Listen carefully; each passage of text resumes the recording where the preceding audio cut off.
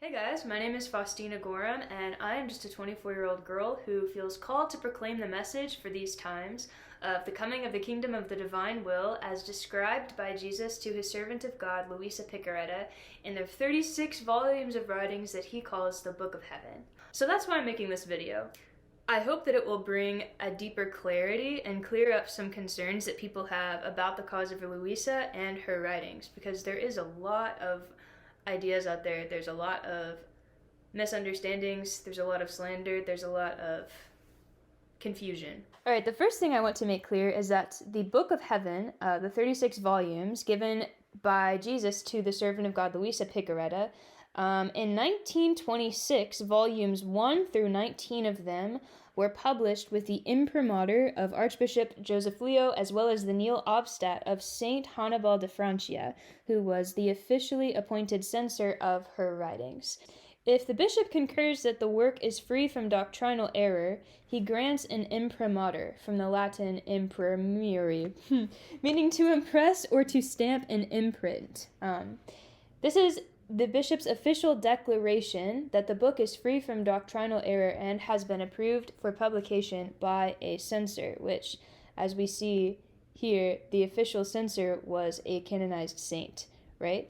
And so this is important to understand about these writings, that they've really gone through a rigorous process, and there are official stamps of approval from the church stating that they do not contain any heresy. And so the people who will perhaps misinterpret these writings and say that they contain heresy or error, or that they are from hell, they are actually going against the authority of the Catholic Church when they say that, because there's already an official declaration from the Church that the book is free from doctrinal error, right? All right, the next thing I'm going to do is pull up some official Vatican documents so that we can see what the Church really says, what those who have authority to speak on this matter really say about it. The first one will be this one, which is an official document that is released by Monsignor Giovanni Battista Piccieri, who was the Archbishop of Trani, Italy, the diocese where the writings of Luisa were originating. So it is his responsibility, and he is the official authority on the matter. So it was recently pointed out to me by someone who really knows what they're talking about that this protocol number is a way that you can tell that something is really authentic. And the fact that, this is the Archbishop of Trani, Italy. This is the official, if you want to be obedient to the church, like a letter like this, these are things to look for, the official things to look for, because there are a lot of different opinions out there and a lot of different priests and bishops and even high up people in the Vatican saying different things about Luisa. But if it's not with this specific authority, then it might not be authentic. Okay, so I'm not going to read this whole letter, but there's a few points that I want to bring out. Archbishop Giovanni said, the doctrine of the divine will has not always been presented in a correct and respectful way, according to the doctrine and the magisterium of the Church, putting remarks in the mouth of Luisa that are not even implicitly found in her writings. Right? So this is the issue he's talking about. There are people who say that there are doctrinal errors. They say that there is heresy, but there is not. Okay. And this is an official statement from this archbishop. I wish to address all those who claim that these writings contain doctrinal errors. This, to date, has never been endorsed by any pronouncement by the Holy See. And this was written in 2012, but you still will not find these statements still stand, nor personally by myself. I would like to note that in this way, in addition to anticipate the legitimate judgment of the Church, these persons cause scandal to the faithful who are spiritually nourished by said writings, originating also suspicion of those of us who are jealous in the pursuit of the cause. In the anticipation of the judgment by competent authority, I invite you to make more serious and in-depth meditations and reflections in your personal reading on these writings, in light of sacred scripture, tradition, and the magisterium of the Church. And so basically what he's saying is, it is really important to understand these correctly. It is important to understand these in light of sacred scripture, tradition, and the magisterium, because, like he said, there are some groups that are misinterpreting that are misinterpreting her writings and are not presenting them in a correct and respectful way, according to the Doctrine and Magisterium, right? And so there certainly can be a great danger with these writings. I mean, there's a danger with any writings, but I mean, these are so deep theologically that, there are common misinterpretations, and some groups of the divine will can go off of the walls a little bit and start saying things that are not true. So it is very important to remain grounded in these things, and to not, if you hear somebody say something that seems like a red flag, like, go to the catechism, see if it's in there, because nothing in these writings contradicts anything in faith and morals. It is my understanding that this is the reason why there is work on her writings still being done. They are still working on coming out with an official and perfect translation of her writings for the faithful. And I believe that this is still in process. And this is really the reason why all of the writings have not come out with the imprimatur yet. It's because this is a great work. There is a lot of depth to these, and the Vatican is really taking their time with coming up with the perfect edition of these writings, the official edition of these writings. But just because there is not an official edition out, it does not mean that we are not allowed to read them. This archbishop still encourages the faithful to gather and to read these writings, the writings that are out. In light of sacred scripture, he encourages them to continue forming groups in the divine will and to pray the way that Jesus taught Luisa. Necessary prudence cannot lessen the ardor of those who feel compelled to spread the knowledge of the sanctity of life of the servant of God, or of those who recommend the reading of her writings, or of those who encourage the faithful prayer for her beatification. All this not only is not prohibited, rather very much desirable.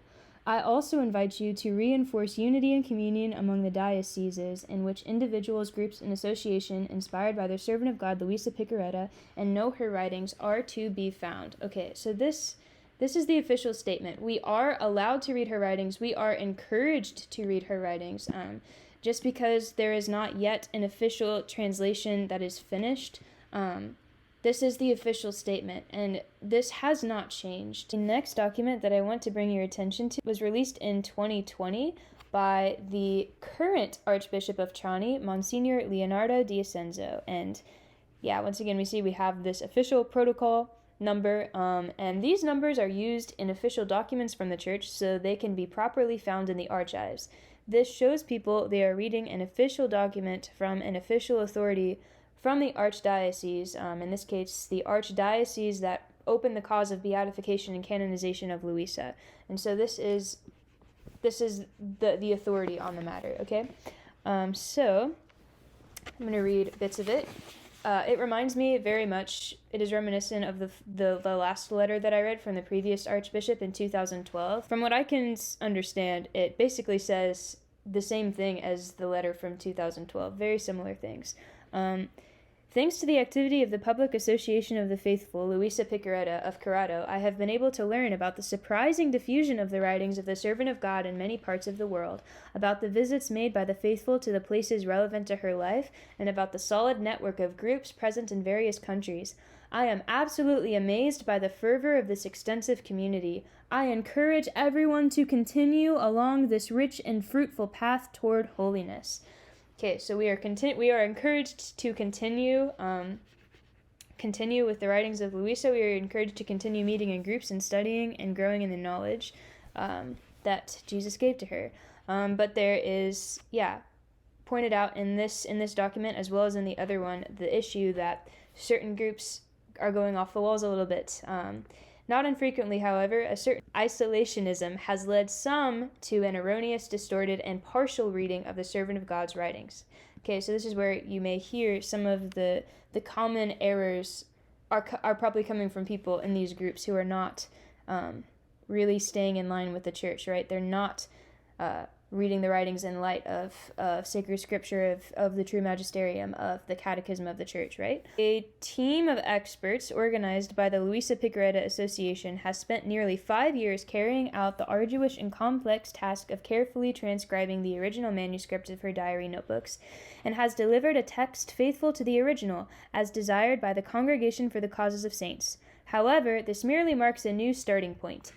In fact, the continuation of the cause for the beatification of the servant of God to verify her exemplary conduct of life and her heroic exercise of the virtues cannot fail to take into account the fact that her writings present some ambiguities and equivocal elements. Though not to be considered doctrinal errors in themselves, these elements require great attention. The Congregation for the Doctrine of the Faith has ruled that the message contained in her writings cannot be presented in the Church today without further evaluation of them, which will take a long time due to the magnitude of the themes touched upon and the amount of text to be examined.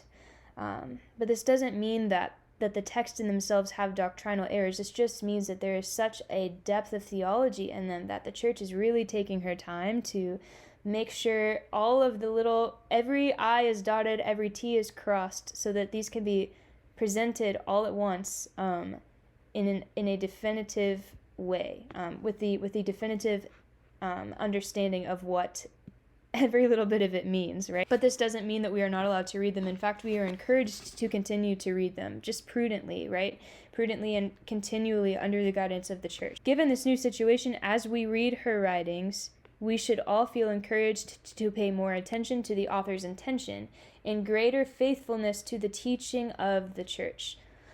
I recognize that many groups of the divine will have long traveled a path under the guidance of the Church. Many have striven to anchor the reading of these writings in the doctrine of the Church and in a dignified conduct of life, making a balanced and respectful missionary proclamation spring from the doctrine of the divine will, a proclamation which has been harmoniously inserted into the pastoral activity of the local churches.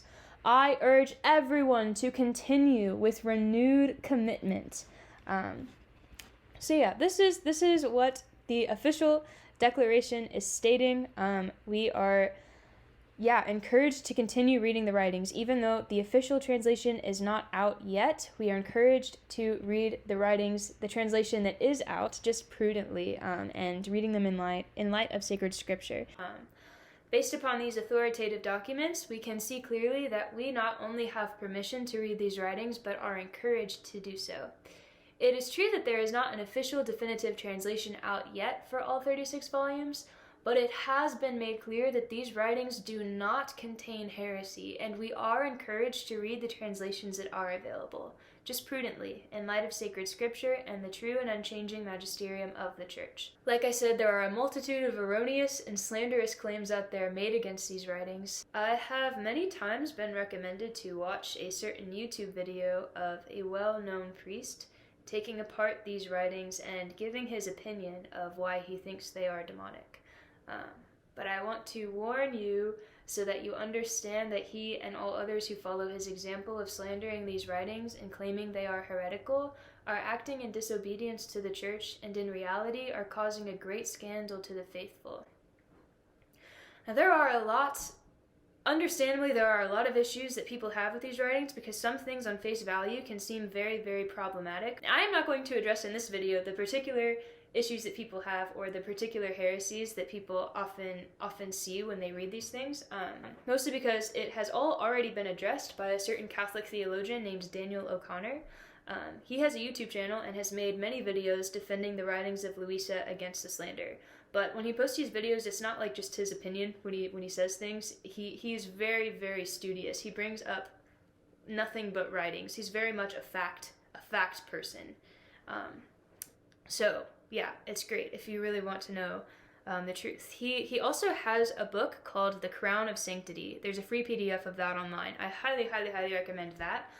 There's a thorough table of contents in it, so you can have it just as like a reference book. But yeah, it really goes into detail of how the gift of the divine will and these writings of Luisa, like, they are entirely supported in tradition, going back to what the original founding fathers of the Church said, and thought about what was coming, about tons of different mystics and saints, canonized saints, how all of this fits together in the great scheme of everything. It's just greatly laid out in that way, and it also combats a lot of the issues that people have with it. So if you have any concerns about the divine will at all, I would recommend that you go see what he has to say, because he will definitely say it better than I can. I think he says it very, very well.